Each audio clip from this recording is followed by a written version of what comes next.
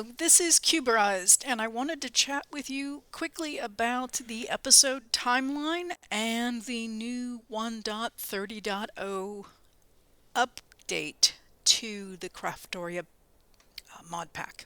So, first thing, with the timeline for the episodes, episode 33, which is the Ars Nouveau exploration, is the one that allowed me to, run around this giant area here and uncover a very large space of a very large area of map. I missed this little piece here and a few things around there, but for the most part, this is pretty open, and it's somewhere between maybe like 4,000 blocks tall. So like my base is here, so maybe 2,000 up, 2,000 down, and side to side is maybe a little bit more than that, closer to 5,000 across. So it's a big piece of land that I've uncovered. And I did that back in episode 33 while doing the Ars Nouveau Let's Find the Secret Room episode. Prior to that, I had done Claiming My New Base bunch of episodes, and I was not sure if I wanted to condense that down or show you everything. And I opted to go with the show you everything, and it was a long process to get through that building. I have broken it out into 5 different episodes, and they are going to take place between episode 34 and 38. If you watch 33 at the very end, when I go back to when I do home, I'm actually going home into my new base. So you will get a glimpse at what it looks like before watching the actual Claiming the Base episodes. With that, I have a few that are going to take place after that. I think there's 3 slated after that, and then episode 42 should be the upgrade episode and the episode talking about the new mods that were included in the pack. So I will tell you that let me tell you what these new things are here. So this the Craftoria 1.30, obviously there's a little bit of changes and there's some bug fixes, which is always welcome. The big thing is these 2 packs that were added in, or these 2 mods that were added into the pack, are done by the same person. And this one is related to this one, but this is the one that us gamers actually get to see. Both have, pages out there you can take a look at on CurseForge. But the Spectrum, and this is a new mod to me, I have not heard of this one before. It has been around for 4 years. It is a magic mod that revolves around color. So there are crystals, and there are things that you then, there are pigments that you make, and then your wand, in air quotes, is actually a paintbrush. So it's a very, in some ways, similar to other magic mods where you need a wand and an altar type thing or crafting area and some sort of magical setup here, which is different than this magical setup over here. And But it's very, very different because it deals with color. And so it's introducing some new blocks, actually a lot of new blocks, and a lot of new things to make and do. And it's very much you progress as you at a continuous pace. I mean, you can't really rush it, but as you figure things out, more things reveal themselves to you to then go figure out. Uh, so it's a very here's another kind of example of something. But what can kick this off is if you have an amethyst shard. It's the easiest way to kick this off. You get that, and you can get a book, and there's a lovely wiki. I'll put these links in the description for you so you have them. But yeah, let me get out of the map here for one. Yeah, whoops, not that far out. So you do get a book. It's called A Colorful World, all about Spectrum, which is the new mod. And when you open it up, of course, it goes through various aspects here. You get more tabs here, I'm assuming, as you progress. Different things open up.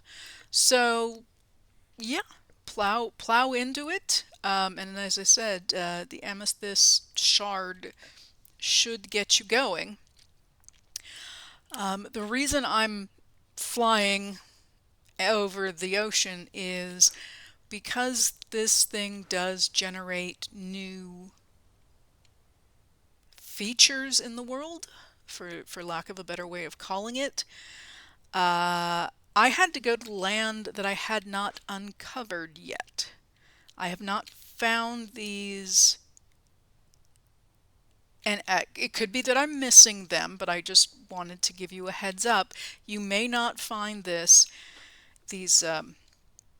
features anywhere on the area you've uncovered. So I came all the way over here to this little area and uncovered it, and lo and behold, so you can see,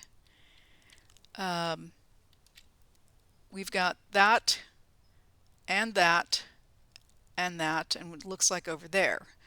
So if this is what I think it is, and we're going to go down and check because I haven't checked yet.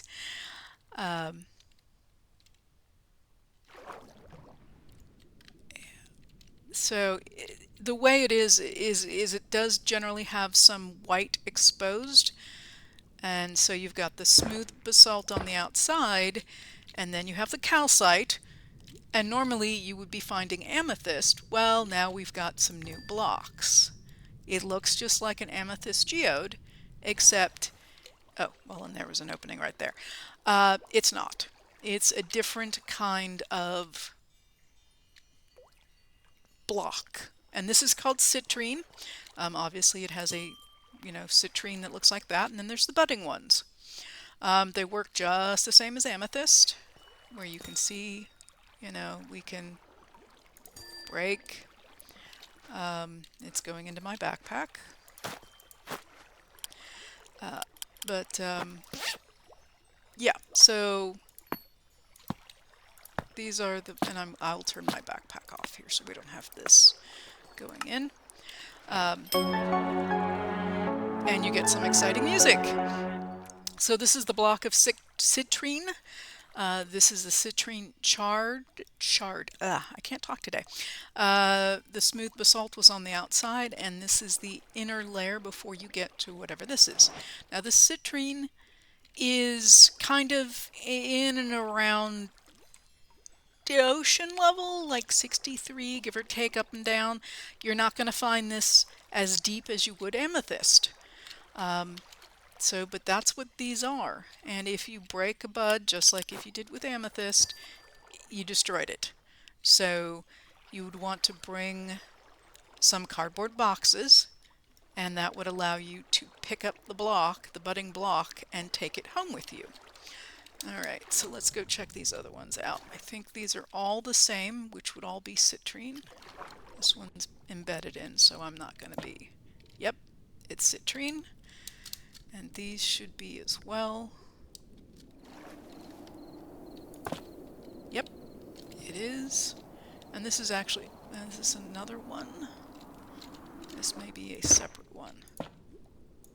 Yep, and it's citrine as well. So there's 4 citrine in just, and again, maybe I got lucky, but right here. So if you're walking along the beach or boating along the beach, you should be able to spot these. They're going to be right here.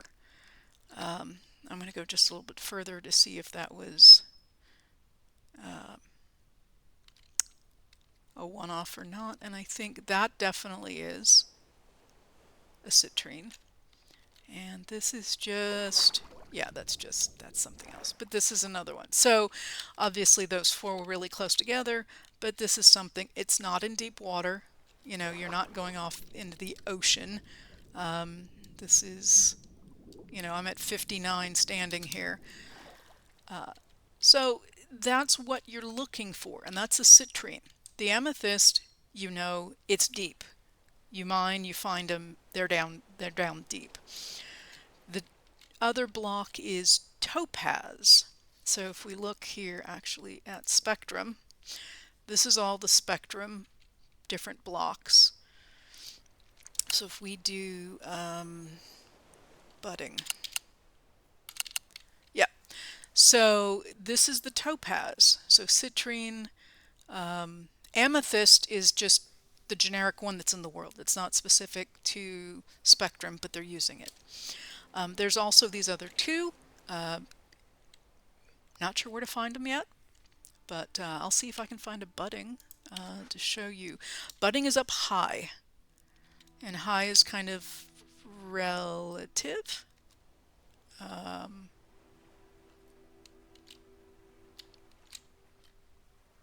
I'm going to go with not at ocean level. There it is. There's topaz. Now, mind you, I did not see any of these in the land I've already uncovered. I wasn't looking really hard, but I did not see them. This should be another one, and it should be a topaz. And this is not technically that high up. I mean, that's maybe at 100. This is a little higher. We're at up 119. And again, this should be topaz. So, same sort of thing when you get into it. Oh, well, thankfully it wasn't a hole outside to the outside. Yeah, it has the crystals. You break the crystals, and you get this topaz shard. So they don't look like the amethyst shards, which are literally like a little shard. There is also, I think it's called powder. Yeah, you can potentially get this powder when you're breaking things. And these are the regular blocks that you get. So if I do just select the whole mass and break it, I did not get any powder, but I have, you know, over a stack of topaz and just a few shards.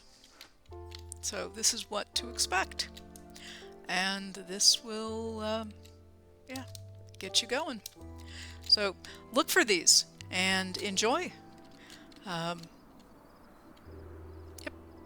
and yeah, it's once you get the book, you should be able to get started. With the upgrade, again, reminders before you do it. Please back up your game, and just because you never know. And then you should start seeing these things around. Also, if you've made any modifications, you'll want to do those again after you do the upgrade. So by all means, go out and you can look at tips and tricks that'll show you how to do it, especially things like unlimited water out of the sink, enabling the uncrafting table, you know, changing recipes. So if you changed the cardboard box or SNAD, those type of things, that all is stuff you'll have to do again. The other thing that I've noticed is the mini map, if you've made changes to it, when I upgraded, it reverted all my changes. So I needed to set that up again, which is just making it so that north is always up. If I would have changed the shape, that may have been also reset, but it's a circle. So just wanted to let you know. The upgrade is other than a couple things to remember to modify after the fact. It's an easy thing to do. I hope that you have a let me get up out of the way. I hope you have a easy experience with it and enjoy the the new mod. This is Cuberized. Thank you very much. Signing off.